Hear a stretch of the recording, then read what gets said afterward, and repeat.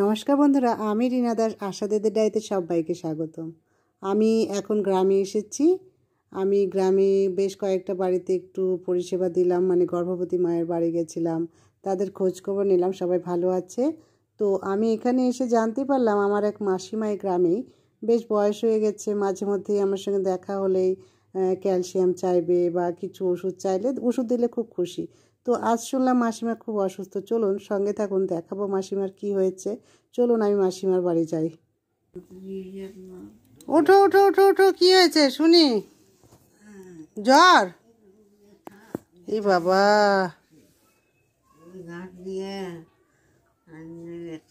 জ্বর আসছে?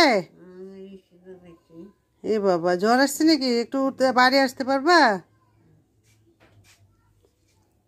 রান্না হয়নি? রান্না হয়নি? বাবা, কেমন করে কি করবা বাবা তুমি?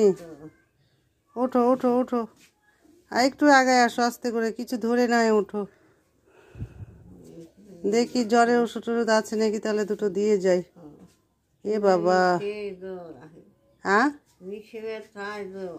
আচ্ছা, ও হ্যাঁ, তুমি তো উঠতে পারবে না বাবা, আমি তো বুঝতে পারলাম। মা, এই মানুষ রান্না বান্না সব করতে পারে, সেই মানুষ আজকে কি অবস্থা। থাক থাক, আমি কাল দেখছি তোমার জ্বর আছে কিনা, দেখি। হালকা হালকা ব্যথার জন্যই এটা হচ্ছে। খাওয়া দাওয়া করছো?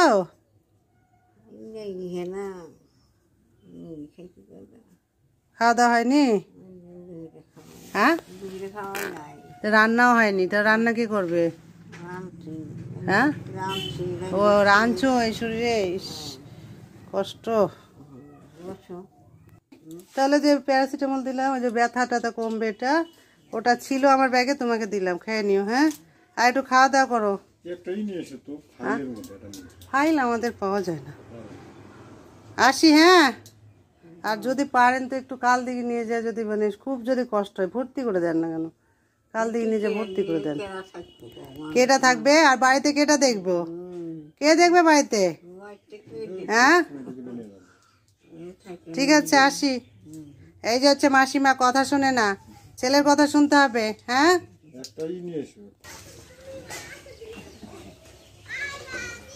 টাটা, থাক থাক, টাটা। এই হচ্ছে আমার গ্রামের পরিষেবা। কেমন লাগে বলুন তো? এইসব মাসিমাদের এরকম করুণ পরিস্থিতি দেখলে খুব কষ্ট হয়, খুব কষ্ট হয়। দেখুন আপনাদের, আমি জানি এরকম মানুষদেরকে দেখে আপনাদেরও খুব খারাপ লাগছে, কিন্তু এই তো আমাদের পরিষেবা। একটু একটু করে তুলে ধরলাম সবার মাঝে, কেউ কিছু ভাববে না, যদি ভুল হয় অবশ্যই ক্ষমা করবেন। কেমন আছো? এখানে বসো, এখানে। এই আমার মাসি, মাসির সঙ্গে দেখা হলো, আর তোমার বাড়ি আর যাচ্ছি না। কেমন আছো বলো? ভালো? খাওয়া দাওয়া হয়েছে? কি রান্না হয়েছিল? ব্যথা? ওরে সোনা, কি করবা মা? হ্যাঁ, করে নিয়ে যাচ্ছে। তখন দেখলাম জলটা ওইভাবে ঠেলে ঠেলে তুমি নিয়ে যাচ্ছ, ওটা ছেলেকে বলতে পারো না? ওই নিয়ে যা দিবে, তুমি ওটা পারো? বলো, ওকেই বলবা জলটা একটু নিয়ে যা দিতে। হ্যাঁ, ওকেই বলো, তুমি তো পারছিলা না। কি রান্না করছো? নিরামিষ? কি তরকারি? আচ্ছা, তাহলে আমি যাব। বলি মা, মাসির কি শখ, বলো কি খুশি। কেন? কেন খাবো না? তোমার বাড়িতে আমি গেলাম, তোমার বিছানা পেতে দিলাম, আর আমি যাইনি তোমার বাড়িতে? হ্যাঁ, তাহলে কীর্তন হবে? বলি মা, আসবো। আমার মাসি বলছে, আর আমি আসবো না তোমার পাড়াতে কীর্তন? কবে থেকে? আজকে মঙ্গলবার, আজকে থেকে। ও মা, মাসি কীর্তন শুনবে তো? মাসি আসবো একদিন, আমাদের একটু কাজের চাপ আছে তো। কয়দিন হবে?